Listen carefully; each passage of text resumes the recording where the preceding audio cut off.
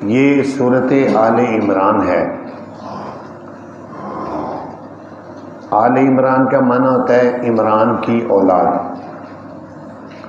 اس صورت کا نام آل عمران اس لیے رکھا گیا کہ اس صورت میں ذکر آ رہا ہے حضرت عمران کا۔ حضرت عمران کون تھے؟ یہ حضرت زکریا علیہ السلام ان کے زمانے میں بیت المقدس کے امام تھے، بڑے ہی متقی پرہیزگار اور پارسا انسان تھے۔ تو حضرت عمران ان کی بیوی کا نام تھا حنہ بنت فاخوذہ۔ حضرت عمران کے گھر میں ایک بیٹا پیدا ہوا جس کا نام انہوں نے ہارون رکھا۔ وہ بچہ بڑا ہوتے ہوتے جب جوان ہوا، کام کاج کے قابل ہوا، اچانک فوت ہو گیا جوانی میں۔ تو جب فوت ہو گیا تو یہ خود بھی چونکہ بوڑھے تھے، حضرت عمران اور ان کی بیوی بھی بوڑھی تھیں، تو چونکہ بیت المقدس اس کے امام تھے، بیت المقدس کی خدمت ان کے ذمے تھی، تو یہ بڑی سعادت سمجھتے تھے۔ اب آگے اولاد کوئی نہیں تھی کہ اولاد ہو جو ان کے بعد ان کو بیت المقدس کی خدمت ان کے ذمے لگے۔ لہذا پریشان ہو کر ان کی بیوی نے منت مانی کہ اگر اللہ نے مجھے پھر بیٹا عطا کیا تو میں اس کو بیت المقدس کی خدمت کے لیے ہی وقف کر دوں گی۔ اللہ کی شان، ان کے ہاں بیٹی پیدا ہوئی۔ اس بیٹی کا نام انہوں نے مریم رکھا۔ ان کا بھی ذکر آ رہا ہے، تفصیل آگے آ رہی ہے۔ اور پھر حضرت مریم سے پھر ایک بیٹا پیدا ہوا جس کو حضرت عیسیٰ علیہ السلام کہتے ہیں۔ تو اسی مناسبت سے ان کی تفصیلات آگے آ رہی ہیں۔ تو اس صورت کا نام آل عمران ہے، عمران کی اولاد۔ اس صورت میں پہلا لفظ ہے اس کا الف لام میم۔ ان کو حروف مقطعات کہتے ہیں۔ یہ کئی صورتوں کے شروع میں الگ الگ ہیں، اور بعض صورتوں کے شروع میں الف لام میم آتا ہے، کہیں حامیم آتا ہے، کہیں قاف ہا یا عین صاد آتا ہے۔ حروف مقطعات کا مطلب ہے کہ یہ قرآن کا حصہ تو ہیں، لیکن ان کا معنی اور مطلب کیا ہے، ان کی مراد کیا ہے، وہ اللہ ہی بہتر جانتے ہیں۔ آپ ترجمے والا قرآن بھی دیکھیں تو ان لفظوں کے نیچے کوئی ترجمہ نہیں لکھا ہوتا۔ اس لیے ہم کہتے ہیں امام الاولیاء، امام التفسیر حضرت مولانا احمد علی لاہوری رحمہ اللہ کے یہ الفاظ ہیں۔ وہ حروف مقطعات جب پڑھتے تھے تو کہتے تھے اللہ عالم بمرادہ و اسرار کتابہ، اللہ ہی اپنے کتاب کے اس لفظ کی مراد کو جانتا ہے اور اس کا راز کیا ہے وہ اللہ ہی بہتر جانتا ہے۔ تو اللہ عالم بمرادہ و اسرار کتابہ، اللہ لا الہ الا هو الحی القیوم، اللہ وہ ذات ہے کہ نہیں ہے کوئی معبود مگر وہ الحی القیوم۔ الحی کا معنی ہمیشہ سے جو زندہ ہے اور ہمیشہ جو زندہ رہے گا، اس پر کبھی موت نہیں آئے گی۔ دنیا میں جو چیز بھی ہے جو پیدا ہوئی ہے وہ فوت ہو جائے گی، حتیٰ کہ جو روح نکالنے والا فرشتہ ہے وہ بھی ایک وقت میں مر جائے گا۔ تو لیکن جو ذات ہمیشہ زندہ رہے گی وہ اللہ کی ذات ہے۔ یہ ہے الحی کا مفہوم، ہمیشہ سے زندہ ہے اور ہمیشہ ہی زندہ رہے گی۔ القیوم، قیوم کا معنی ہے ہمیشہ سے قائم رہنے والی ذات، کہ وہ ذات وہ ہے جو ہمیشہ سے قائم ہے اور ہمیشہ ہی قائم رہے گی۔ اور دوسرا اس کا ترجمہ یہ ہوتا ہے قائم رکھنے والی ذات۔ اس اعتبار سے اس کا مطلب ہے کہ دیکھو یہ ذات ہے جس نے آسمانوں کو، زمینوں کو، کائنات کو قائم رکھا ہوا ہے۔ آسمان اتنا بڑا ہے، اس کے نیچے کوئی ستون نہیں ہے، لیکن اللہ کے حکم سے یہ کھڑا ہے۔ یہ قیوم ہے، ہمیشہ سے قائم رہنے والا، قائم رکھنے والا۔ نزل علیک الکتاب، اتاری ہے اس اللہ نے اے پیارے پیغمبر آپ پر یہ کتاب، بالحق کی، حق کے ساتھ اتاری ہے، مصدقا لما بین یدیہ، تصدیق کرنے والی ہے یہ کتاب ان کتابوں کی جو اس سے پہلے ہے۔ وانزل التوراۃ والانجیل، اتارا اس اللہ نے تورات کو اور انجیل کو، من قبل اس قرآن سے پہلے، ہدی للناس وہ ہدایت ہے لوگوں کے لیے، وانزل الفرقان اتارا اس اللہ نے فرقان کو فرق کرنے والی چیز۔ ان الذین کفروا بآیات اللہ، بے شک جو لوگ کفر کرتے ہیں اللہ کی آیتوں کا ان کے لیے عذاب ہے سخت، اور اللہ تعالیٰ غالب ہے، انتقام لینے والا ہے۔ تو اس آیت میں قرآن پاک کا تذکرہ کیا گیا، اللہ نے آپ پر قرآن کریم یہ کتاب اتاری ہے، اور یہ کتاب پہلی کتابوں کی تصدیق کرتی ہے کہ پہلے جو کتابیں آئی ہیں تورات، زبور، انجیل، وہ سب برحق کتابیں تھیں، لیکن ان کتابوں کی اس حالت میں تصدیق کرتا ہے یہ قرآن جب وہ تحریف سے پاک تھی، چونکہ بعد میں ان کتابوں میں تحریف ہو گئی ہے بہت ساری، حتیٰ کہ انجیل بھی اس وقت 4 انجیلیں موجود ہیں، مختلف انجیلیں، کچھ عیسائی ایک کو مانتے ہیں، کوئی کسی کو مانتے ہیں، 4 انجیلیں، لیکن ایک انجیل کا نام ہے انجیل برنباس۔ برنباس حضرت عیسیٰ علیہ السلام کے صحابی تھے، ان کی لکھی ہوئی کتاب ہے انجیل برنباس۔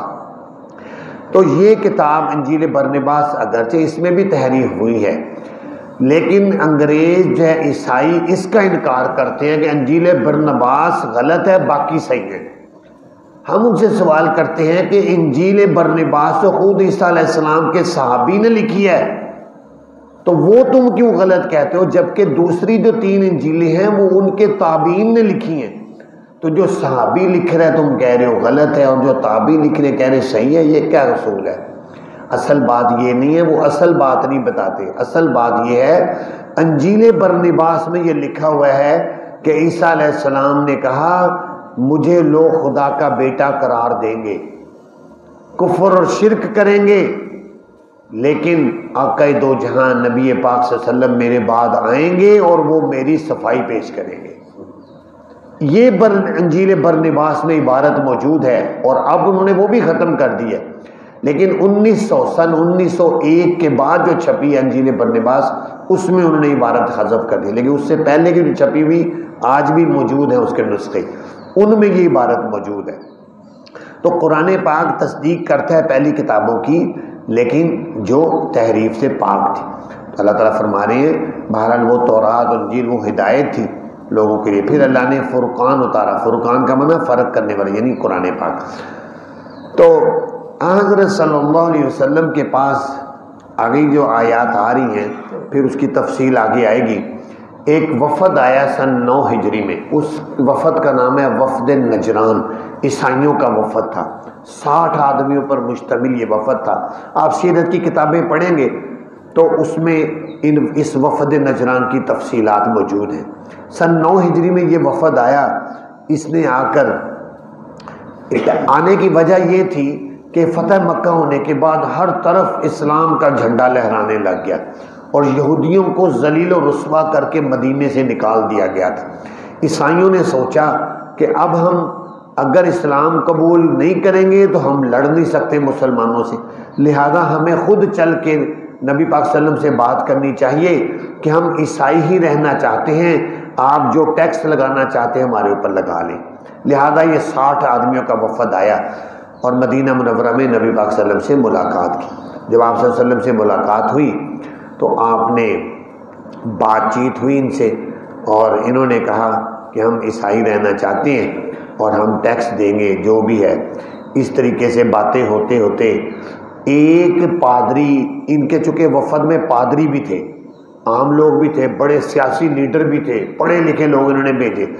ایک پادری نے یہ بات کہہ دی عیسیٰ علیہ السلام تو خدا کے بیٹے، عیسیٰ علیہ السلام تو اللہ کے بیٹے۔ اب نبی پاک صلی اللہ علیہ وسلم کے سامنے اس نے یہ بات کی۔ نبی پاک صلی اللہ علیہ وسلم نے، چونکہ آپ صلی اللہ علیہ وسلم بہت پیار سے سمجھاتے تھے، آپ نے ان کو کہا کہ تم عیسیٰ علیہ السلام کو خدا کا بیٹا کہتے ہو، تمہیں پتہ ہے بیٹا باپ کے مشابہ ہوتا ہے، جو جیسا باپ ہوتا ہے ویسا بیٹا ہوتا ہے، جیسا بیٹا ہوتا ہے ویسا باپ ہوتا ہے، یہ تم مانتے ہو؟ انہوں نے کہا بالکل ہم مانتے ہیں اس بات کو۔ تو تم بتاؤ کہ عیسیٰ علیہ السلام کھانا کھاتے تھے یا نہیں، پانی پیتے تھے یا نہیں؟ انہوں نے کہا بالکل کھانا بھی کھاتے تھے پانی بھی۔ انہوں نے کہا پھر اللہ تعالیٰ تو نہ کھانا کھاتا ہے نہ پانی پیتا ہے، وہ تو اس سے پاک ہے۔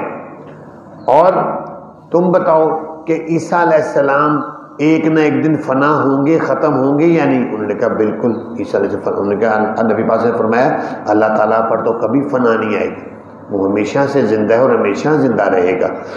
اور یہ بتاؤ کہ ماؤں کے پیٹوں میں عیسیٰ علیہ السلام جو ہے اپنی ماں کے پیٹ میں کچھ عرصہ رہے تو اللہ تعالیٰ کس کے پیٹ میں رہے بتاؤ؟ انہوں نے کہا کسی کے نہیں۔ انہوں نے کہا بس دیکھ لو پھر کہ اللہ تعالیٰ کی ذات تو ان چیزوں سے پاک ہے، عیسیٰ علیہ السلام خدا کا بیٹا نہیں ہے۔ تو یہ تمہاری غلط سوچ ہے۔ اس سوچ کے مطابق پھر قرآن پاک کی آیات بھی آگے اتری۔ اللہ تعالیٰ نے فرمایا ان اللہ لا یخفی علیہ شیء فی الارض ولا فی السماء، بے شک اللہ نہیں مخفی ہوتے اس پر کوئی چیز زمین میں نہ ہی آسمان میں۔